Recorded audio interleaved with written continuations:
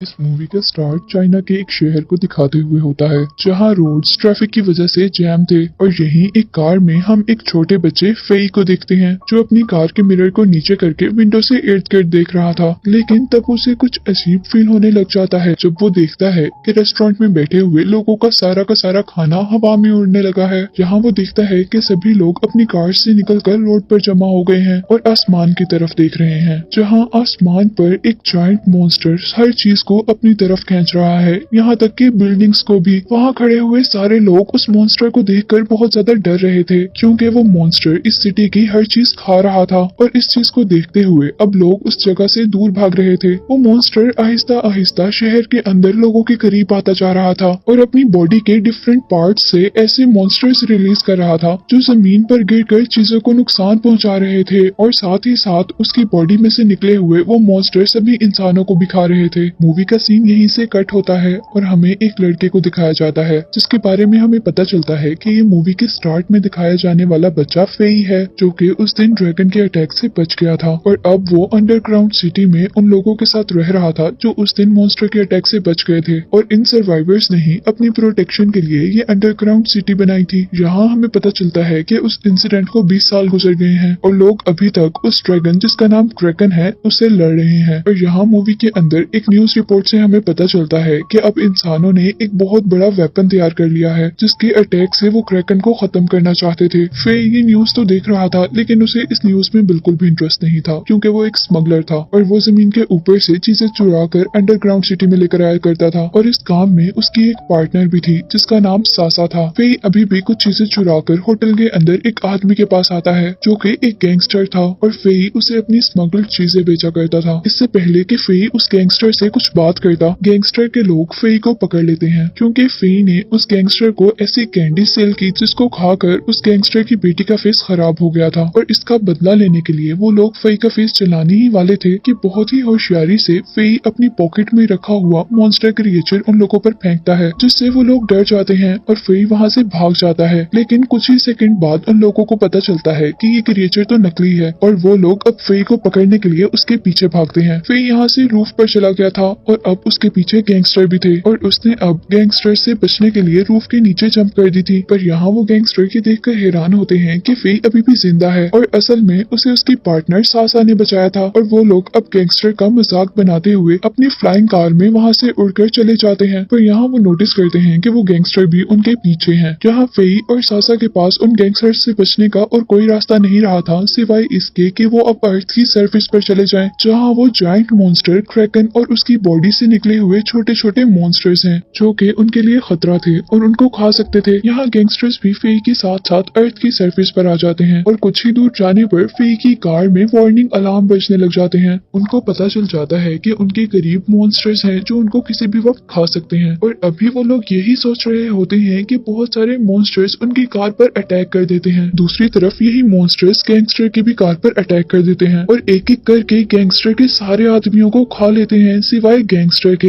यहाँ फेई जो कि खुद भी अपनी कार के जरिए उन मॉन्स्टर से लड़ रहा था वो जैसे ही देखता है कि गैंगस्टर खतरे में है तो वो उसे बचाने का फैसला करता है और अपनी कार को टर्न करते हुए वो अपने करीब सारे मॉन्स्टर को दूर गिराता है और स्टीयरिंग सासा को देते हुए वो खुद डोर तक आता है। तभी वो गैंगस्टर अपनी कार से जंप करता है और फेई उसे कैच कर लेता है। ऐसे वो गैंगस्टर को तो बचा लेते हैं लेकिन तभी उनकी कार आउट ऑफ कंट्रोल हो जाती है और वहीं पर बिल्डिंग से टकरा जाती है। लेकिन लकीली उन लोगों को कोई चोट नहीं आती और वो लोग अपनी गाड़ी से सही सलामत बाहर निकलते हैं। लेकिन तभी उन्हें यहाँ पर कुछ अजीब फील होता है जब वो सासा के पीछे अपनी कार के ऊपर एक मॉन्स्टर को देखते हैं।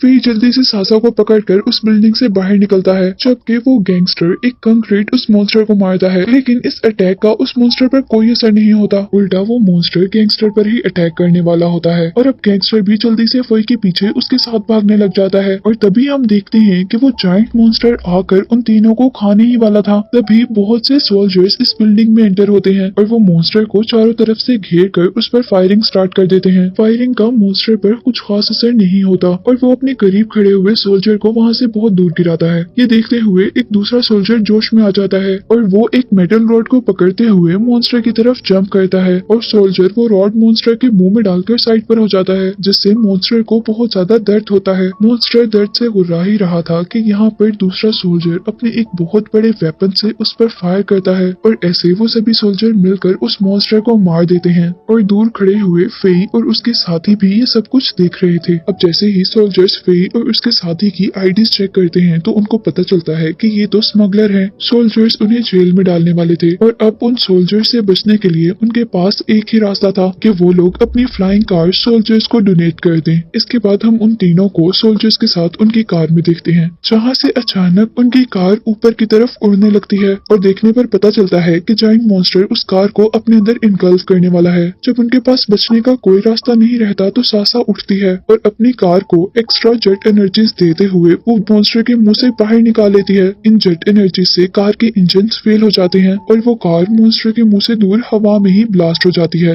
लेकिन लकीली सारी टीम बच जाती है और वो लोग अब जमीन पर आकर दोबारा इकट्ठे होते हैं। उन्हें यहाँ पर कोई मॉन्स्टर तो नजर नहीं आ रहा था, पर 8 गेट से बहुत ही अजीब आवाजें आ रही थी। फिर कुछ ही सेकंड्स में एक बहुत बड़े स्टैचू के अंदर से वो छोटी छोटी क्रिएचर्स बाहर निकलना शुरू हो जाती हैं, जो कि मॉन्स्टर अपनी बॉडी से रिलीज करता था। सभी सोल्जर्स इकट्ठे होकर उन छोटी छोटी क्रिएचर्स पर अटैक कर रहे थे और उनको मार रहे थे। अब उनमें से एक सोल्जर उस बड़े से स्टैचू के ऊपर अटैक कर देता है, जिससे वो स्टैचू डिस्ट्रॉय हो जाता है और इसका कोई फायदा नहीं बल्कि नुकसान ही होता है, क्योंकि उसके अंदर से सारी मॉन्स्टर क्रिएचर बाहर आ गई जो कि उस अटैक से मरी नहीं थी। वो सब लोग मिलकर अब इन क्रिएचर से लड़ रहे थे, लेकिन जैसे ही उन्हें रियलाइज होता है कि ये क्रिएचर बहुत ज्यादा है और वो इनसे नहीं लड़ सकते, तो कैप्टन प्लान बनाता है कि एक सोल्जर इन्हें अपनी वेव गन से दूर करेगा और बाकी सोल्जर्स फेई और को लेकर सबवे स्टेशन तक जाएंगे। सारे लोग उसके प्लान से एग्री करते हैं और वो लोग ऐसा ही कर रहे होते हैं कि तभी जमीन हिलने लगती है और उसके अंदर से जैसी छोटी छोटी क्रिएचर्स थी वैसी एक बहुत बड़ी क्रिएचर निकल कर आती है, जिसकी गुस्से वाली आवाज से 1 मिनट के लिए वो सभी लोग डर जाते हैं। लेफ्टिनेंट सब लोगों को वहाँ से भागने का कहती है और खुद उस क्रिएचर को मारने लग जाती है, पर यहाँ अब वो क्रिएचर जैसे ही उस पर अटैक करने वाला था तो वो जमीन पर स्लाइड करते हुए अपने आप को बचाती है और मॉन्स्टर से दूसरी तरफ जाकर उस पर दोबारा अटैक करती है। और उसी टाइम वो मॉन्स्टर अपने टेंटिकल का यूज करते हुए उस लेफ्टिनेंट को दूर गिराता है और दूसरी तरफ मुड़कर अब फी को पकड़ लेता है। वो मॉन्स्टर फी को घुमाकर दूर गिराता है और अब उसे मारने ही वाला था कि अचानक वो रुक जाता है और फी देखता है कि उसे सोल्जर्स ने बचाया है। अब सभी लोग उस मॉन्स्टर से बचकर भाग रहे थे और उनमें से एक सोल्जर उस मॉन्स्टर की अटेंशन डाइवर्ट कर रहा था, लेकिन एलियन गुस्से में उस पर अटैक करता है, जिसकी वजह से उसके हाथ से उसकी गन गिर जाती है और जैसे ही वो अपनी गन को लेने के लिए नीचे बैठता है तो एलियन अपना टेंटिकल उसकी बॉडी में स्टैब कर देता है। सभी लोग अपने साथी को मरता हुआ देखकर बहुत ज्यादा दुखी हो रहे थे और वो सोल्जर अपने आप को सेक्रीफाइस करते हुए उन सबको यहाँ से बचकर भागने का कह रहा था। इसके बाद हम सब लोगों को सबवे स्टेशन के अंदर देखते हैं और यहाँ हमें पता चलता है कि ये स्पेशल सोल्जर्स एक स्पेशल मिशन पर हैं। उन्होंने उस मेन मॉन्स्टर को मारने के लिए एक टेक्नोलॉजी बनाई है, जिस मॉन्स्टर ने पूरी दुनिया में ये क्रिएचर्स फैलाई थी। और अब क्योंकि कुछ ही देर में वो मॉन्स्टर अब दोबारा यहाँ आने वाला था, तो उन लोगों का प्लान था कि उसके क्रिएचर रिलीज करने से पहले ही वो उसको मार देंगे। लेकिन क्योंकि इन सोल्जर्स का साथी यहाँ पर मर गया था तो बाकी सोल्जर्स बहुत ज्यादा दुखी थे और उनमें से एक सोल्जर तो ये भी कह देता है कि अब हमें ये मिशन नहीं करना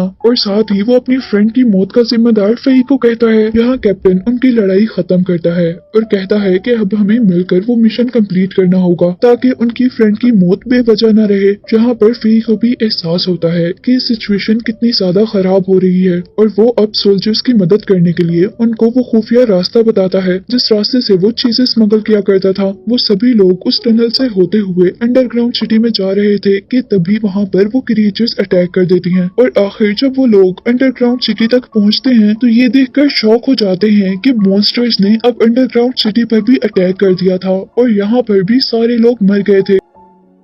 और अब वो लोग चलते चलते एक सोल्जर की डेड बॉडी तक पहुंचते हैं, जहां उसकी वॉकी टॉकी से कुछ आवाजें आ रही थी। कैप्टन जल्दी से वो वॉकी टॉकी उठाकर रिस्पॉन्ड करता है और यहाँ कंट्रोल सेंटर में सब लोग ये देखकर हैरान हो जाते हैं कि वहाँ पर कोई सरवाइव भी कर रहा है। और अब कैप्टन को बताया जाता है कि वो मॉन्स्टर क्रैकन सिर्फ 3 मिनट में इस शहर के ऊपर आएगा। अब सिर्फ हमारे पास 3 मिनट हैं अपने मिशन को लॉन्च करने के लिए। वो सब लोग जल्दी से वेपन स्टेशन की तरफ निकलते हैं, पर यहाँ एक्सीडेंटली फेई और कैप्टन अपने बाकी साथियों से बिछड़ जाते हैं। अब फेई और कैप्टन वहाँ से भाग रहे थे कि उनके पीछे एक मॉन्स्टर लग जाता है और वो लोग हाइट से जंप कर देते हैं, जिसकी वजह से मॉन्स्टर तो नीचे गिर जाता है, पर वो लोग अपने सामने ब्लॉक्स को पकड़ लेते हैं और उन पर चढ़ते चढ़ते वो लोग लॉन्चिंग गेट तक पहुँचते हैं। और यहाँ आकर उन्हें पता चलता है कि वो गेट लॉक है और यहाँ का इलेक्ट्रिकल सिस्टम भी खराब हो गया है। सासा लेफ्टिनेंट के साथ मिलकर उसे ठीक करने की कोशिश करती है और तभी वहाँ पर एलियन क्रिएचर अटैक करना शुरू कर देती हैं, जिनसे बाकी सोल्जर्स लड़ रहे थे। सासा वो कनेक्शन ठीक कर लेती है और गैंगस्टर जैसे ही स्विच ऑन करने लगता है तो उसे करंट लग जाता है और उसका हाथ जल जाता है। अब वो गैंगस्टर वो गेट हर हाल में खोलना चाहता था, क्योंकि वो भी ह्यूमैनिटी को बचाना चाहता था और इस काम के लिए वो अपना रोबोटिक हैंड यूज करता है। वो जैसे ही लीवर ऊपर कर गेट की तरफ बढ़ता है तो वो लीवर दोबारा नीचे गिर जाता है और इसके बाद वो डिसाइड करता है कि वो लीवर को ऊपर करके रखेगा और सभी लोग उस गेट के अंदर जाएंगे। और दूसरी तरफ वो सोल्जर जो कि क्रिएचर से लड़ रहा था, उस पर एक क्रिएचर अटैक कर देती है और वो मरते हुए सभी सोल्जर से कहता है कि तुम लोग गेट के अंदर जाओ और मिशन पूरा कर कर इंसानों को बचा लो। और सब लोग जैसे ही गेट के अंदर जाते हैं तो वो सोल्जर उनकी आंखों के सामने अपने आप को ब्लास्ट कर लेता है,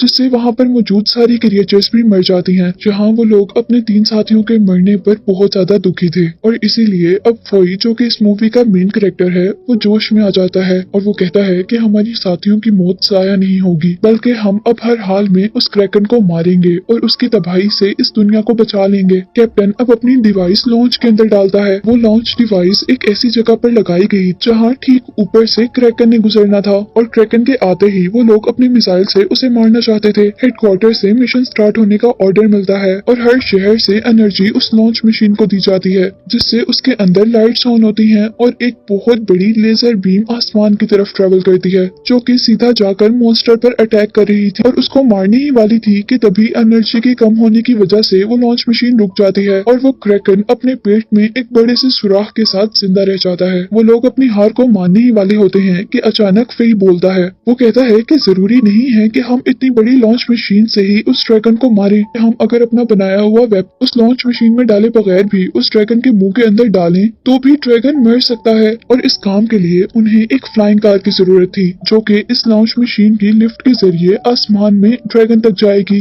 कैप्टन अपने कमांडर को सब कुछ एक्सप्लेन करता है जो उन्होंने प्लान बनाया था और उनको बस अब इलेक्ट्रिसिटी चाहिए थी, जो कि वो बहुत से शहरों से लेकर उस लॉन्च सेंटर को दे सकते थे। और अब कमांडर भी ये खतरा लेने के लिए तैयार हो जाता है और अब मूवी का मेन कैरेक्टर फेई अपना वेपन लेकर कार के अंदर बैठता है और उसे लॉन्च मशीन की लिफ्ट के जरिए ऊपर की तरफ उड़ा दिया जाता है। फेई उस क्रिएचर क्रैकन के अंदर से निकलने वाली क्रिएचर से बचते हुए उस तक पहुंचने ही वाला था कि तभी उसकी कार ब्लास्ट हो जाती है, पर लकीली फेई बच जाता है और एक फ्लाइंग स्केटबोर्ड के जरिए वो उस वेपन को लेकर क्रिएचर की तरफ बढ़ता है। वो जैसे ही क्रैकन के पास पहुंचता है तो उसके मुंह में वो वेपन फेंक देता है, जिसके उसके मुंह में जाने से एक बहुत बड़ा ब्लास्ट होता है, जिससे क्रैकन भी मर जाता है और उसकी बॉडी से रिलीज होने वाली सारी क्रिएचर्स भी इस दुनिया पर मर जाती हैं, क्योंकि क्रैकन ही उनकी क्वीन थी और जब क्वीन को मार दिया गया था तो उसकी बाकी सारी क्रिएचर्स खुद ब खुद मर गई थी। यहाँ सब लोग बहुत ज्यादा खुश थे क्योंकि उनका मिशन कंप्लीट हो गया था और लोग हमेशा हमेशा के लिए उस क्रैकन के खतरे से आजाद हो गए थे। पर यहाँ सासा बहुत ज्यादा दुखी थी क्योंकि वो आज के बाद अपने दोस्त को नहीं देख सकती थी। सीन यहीं से शिफ्ट होता है और हमें दिखाया जाता है कि सब लोग अंडरग्राउंड सिटी से अब अर्थ की सरफेस पर मूव कर रहे थे। सासा सबको देखकर बहुत ज्यादा खुश थी, लेकिन अंदर से वो फेई को खोने की वजह से बहुत ज्यादा दुखी थी और अब वो उदास होकर उस जगह पे जाती है जहाँ पर वो हमेशा फेई से मिला करती थी। और यहाँ वो होता है जो वो एक्सपेक्ट भी नहीं कर रही थी, यानी यहाँ पर फेई अपनी कार में आता है, जिससे हमें पता चलता है